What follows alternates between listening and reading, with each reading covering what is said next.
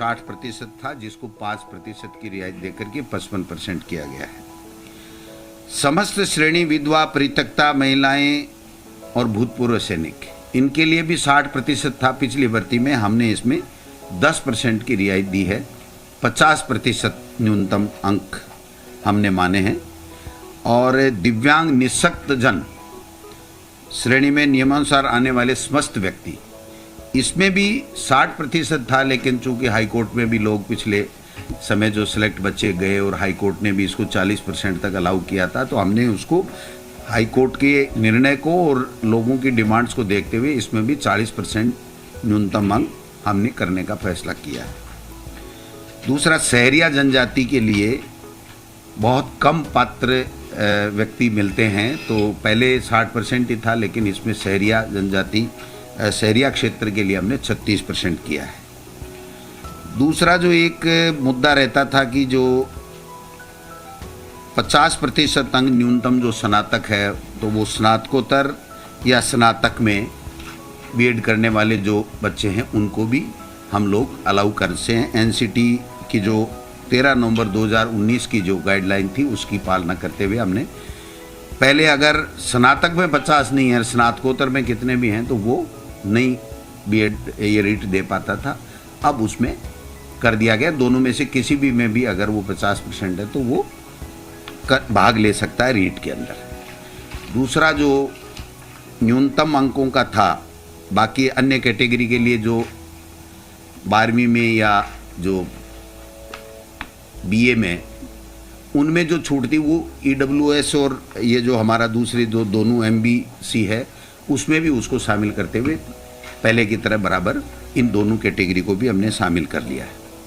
वाणिज्य जो विषय था उसकी काफ़ी समय से मांग उठ रही थी और उसको शामिल पहले नहीं किया जा रहा था। अब हमने इसको सोशल स्टडी L2, जो L2 का होगा हमारा बीएड किया हुआ व्यक्ति, तो वो उसमें सोशल स्टडी के अंदर हम उसको बीएड वाले को भी पात्र मान रहे हैं। एक रीट के साथ हमें सिलेक्शन का जो क्राइटेरिया था, जो पहले रूल थे, उसमें 30% एकेडमिक के थे और 70% रीट के थे। तो हालांकि ये रीट का पार्ट नहीं है, लेकिन बताना ज़रूरी है, क्योंकि जो बच्चा रीट दे रहा है उसको ध्यान में रहना चाहिए कि मेरा सिलेक्शन का क्या क्राइटेरिया है।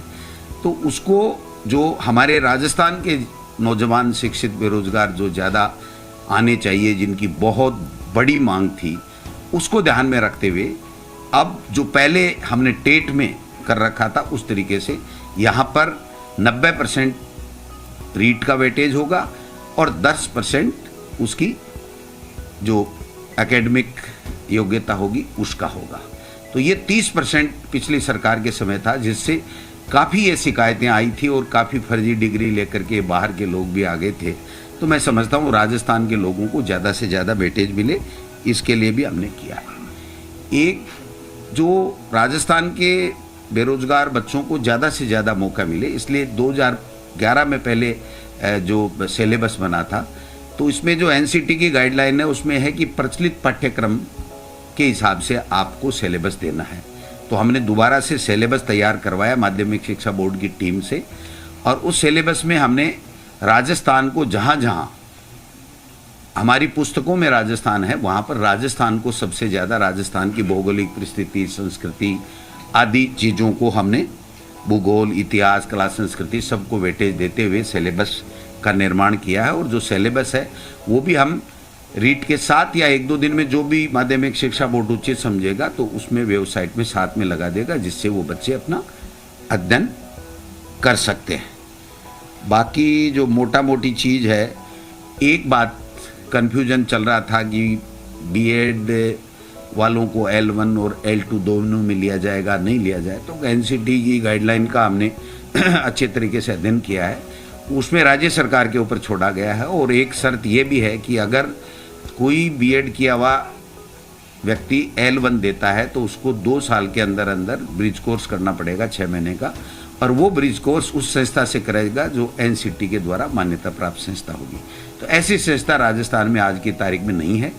और बीएड के बच्चों को चूँकि फर्स्ट ग्रेड में, व्याख्याता में, सब में मौका मिलता है, तो बीएसटीसी के बच्चों को केवल L1 में मौका मिलता है। तो जब राज्य सरकार का क्षेत्राधिकार पे उनके विवेक के ऊपर छोड़ा गया, तो इसलिए राज्य सरकार ने दोनों वर्गों का ध्यान रखते हुए बीएसटीसी के बच्चों का वो जो डीएलईडी जिसको बोलते हैं उसका भी ध्यान रखा है और बीएड वालों का भी ध्यान रखा है। तो L1 है उसमें केवल डीएलईडी यानी बीएसटीसी के बच्चे आएंगे और L2 में बीएड वाले बच्चे आएंगे। एक और महत्वपूर्ण निर्णय मैं इस मौके पर मैम को भी धन्यवाद